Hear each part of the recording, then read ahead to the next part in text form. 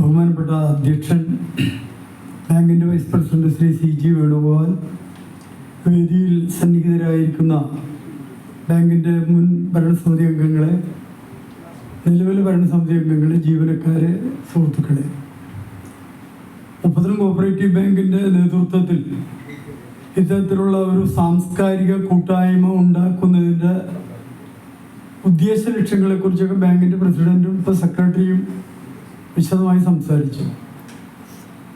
നമ്മളെ സംബന്ധിച്ചിടത്തോളം നമ്മുടെ ബാങ്കിലെ ജീവനക്കാരായാലും ബാങ്കിൻ്റെ ഭരണസമിതി അംഗങ്ങളായാലും അവരുടെ കാലാവധി കഴിയുമ്പോൾ പിന്നീട് ആ ബന്ധങ്ങൾ പലപ്പോഴും പഴയ രീതിയിൽ കൊണ്ടുപോകാൻ നമുക്ക് പലപ്പോഴും സാധിക്കാറില്ല. സാധിക്കാത്തതിന് പല കാരണങ്ങളുണ്ടാകാം. അപ്പം അത്തരത്തിലുള്ള ബന്ധങ്ങളൊക്കെ ഇപ്പോൾ ബാങ്കിൻ്റെ മുൻ ഭരണസമിതി അംഗങ്ങളായാലും ബാങ്കിലെ മുൻ ജീവനക്കാരായാലും അവരുടെയൊക്കെ ഒരു കൂട്ടായ്മ ഉണ്ടാവുകയാണെങ്കിൽ തീർച്ചയായിട്ടും ഇപ്പോൾ ബാങ്കിൽ ജോലിയെടുക്കുന്ന ജീവനക്കാരെ സംബന്ധിച്ചിടത്തോളം മുൻകാലങ്ങളെ അപേക്ഷിച്ച് വളരെയേറെ ജോലിയുടെ കാര്യത്തിൽ തന്നെ ഒരുപാട് വ്യത്യസ്തമായ സമയങ്ങൾ അവർ ചെലവഴിക്കുന്നുണ്ട് എന്നുള്ളത് വസ്തുതയാണ്.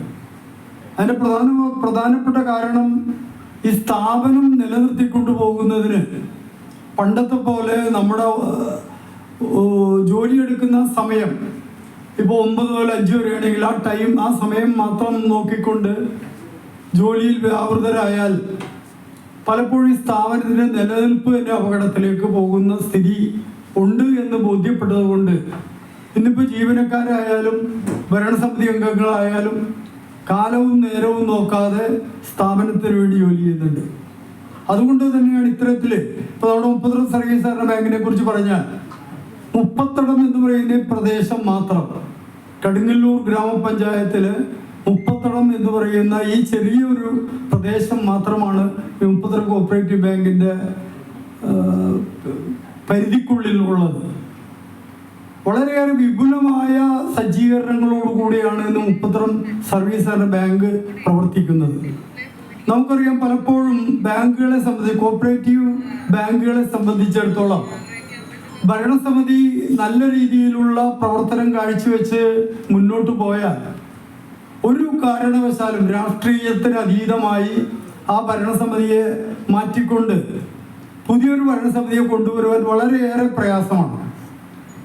കാരണം ആ സഹകാരികളെ സംബന്ധിച്ചിടത്തോളം ആ സ്ഥാപനം അവർ ഇടുന്ന പണം അതല്ലെങ്കിൽ എടുക്കുന്ന വായ്പ അത് കൃത്യമായി കൈകാര്യം ചെയ്യുവാൻ നിലവിലുള്ള ഭരണസമിതിക്ക് കഴിയുമെന്ന് ബോധ്യമുണ്ടെങ്കിൽ തീർച്ചയായിട്ടും അവിടെ ഒരു രാഷ്ട്രീയത്തിൻ്റെ ചുവ അവിടെ കലർത്താറില്ല.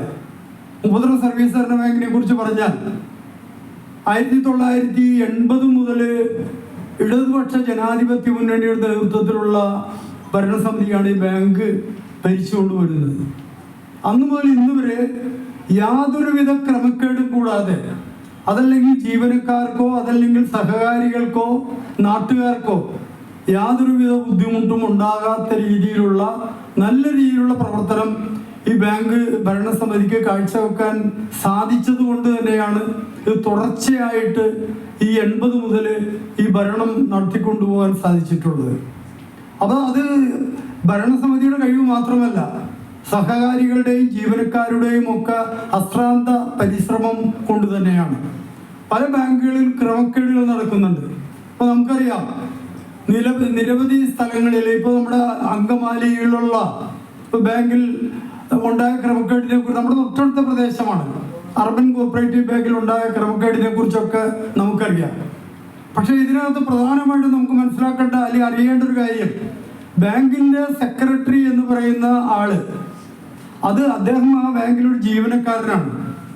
ആ സെക്രട്ടറിയെ സംബന്ധിച്ചിടത്തോളം അദ്ദേഹത്തിൻ്റെ ജോലി വളരെ കൃത്യമായിട്ട് നിർവഹിച്ചാൽ ഒരു കാരണവശാലും ഒരു ബാങ്കിലും യാതൊരുവിധ അഴിമതിയും നടത്താൻ കഴിയില്ല. അങ്ങനെ ഏതെങ്കിലും കാരണവശാൽ എവിടെയെങ്കിലും നടക്കുന്നുണ്ടെങ്കിൽ അത് സെക്രട്ടറിയുടെ മൗനാനുവാദത്തോടെയോ അതല്ലെങ്കിൽ മറ്റ് ബാഹ്യ സമ്മർദ്ദങ്ങളുടെ പേരിലോ ആയിരിക്കും അത്തരത്തിലുള്ള ക്രമക്കേടുകൾ നടക്കുന്നത്.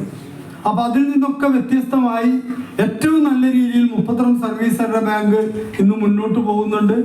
അതുകൊണ്ട് തന്നെ മുൻ ഭരണസമിതി അംഗങ്ങളെയും മുൻ ജീവനക്കാരെയും അതുപോലെ തന്നെ മുപ്പത്തരത്തിലുള്ള സാംസ്കാരിക സാമൂഹ്യ രംഗത്ത് പ്രവർത്തിക്കുന്ന ആളുകളെയൊക്കെ കൂട്ടിക്കൊണ്ട് ഇത്തരത്തിലുള്ള ഒരു സാംസ്കാരിക കൂട്ടായ്മ ഉണ്ടാക്കണമെന്ന് ഭരണസമിതി തീരുമാനിക്കുകയും അതിനോടനുബന്ധിച്ചുള്ളൊരു യോഗമാണ് ഇന്നിപ്പോൾ നമ്മൾ കൂടാൻ തീരുമാനിച്ചിട്ടുള്ളത്. നിരവധിയായിട്ടുള്ള കലാകാരന്മാര് നമ്മുടെ മുപ്പത്തരത്തിലുണ്ട്. പലപ്പോഴും നമുക്കൊന്നും അറിയാൻ പറ്റാത്ത രീതിയിലുള്ള പല രീതിയിലുള്ള കായിക രംഗങ്ങളിലൊക്കെ നല്ല രീതിയിലുള്ള പ്രാവീണ്യമുള്ള ആളുകളൊക്കെ മുപ്പത്തരത്തിലുണ്ട്. അത്തരത്തിൽ കലാപരമായിട്ട് അവരിലുള്ള കഴിവുകൾ വളർത്തിയെടുക്കുന്നതിനും അവരെയൊക്കെ ഒരു കൂട്ടായ്മയിലൂടെ കൊണ്ടുവരുന്നതിനും നമ്മുടെ ബന്ധം ഒന്ന് ഊട്ടിയുറപ്പിക്കുന്നതിനും അത് നിരവധി ജീവനക്കാർ നമ്മുടെ ബാങ്കിൽ നിന്ന് റിട്ടയർ ആയി പോയിട്ടുണ്ട്. അതുപോലെ ഭരണസമിതി അംഗങ്ങൾ കാലാവധി പീരീഡ് കഴിഞ്ഞ് ഭരണസമിതി അംഗത്വത്തിൽ നിന്ന് ഒഴിഞ്ഞു പോയിട്ടുള്ള ആളുകളുണ്ട്. അങ്ങനെ ഉള്ള ആളുകളെ ഒക്കെ കൂട്ടി ഒരു കൂട്ടായ്മയോട് കൂട്ടിക്കൊണ്ട് അവരുടെ ഒക്കെ ഒരു ചെറിയൊരു സംഗമം നടത്തുന്നതിനുള്ള ഒരു ശ്രമമാണ് മുപ്പത്തരം സർവീസ് സഹകരണ ബാങ്ക് ഇപ്പൊ നടത്തിക്കൊണ്ടിരിക്കുന്നത്. അപ്പോൾ തുടർന്നുള്ള ഈ സാംസ്കാരിക കൂട്ടായ്മയുടെ പ്രവർത്തനങ്ങളിൽ നിങ്ങളുടെ എല്ലാവരുടെയും അകമഴിഞ്ഞ സഹായ സഹകരണങ്ങൾ ഉണ്ടാകണമെന്ന് അഭ്യർത്ഥിച്ചുകൊണ്ട് ഞാൻ എൻ്റെ വാക്കുകൾ അവസാനിപ്പിക്കുന്നു.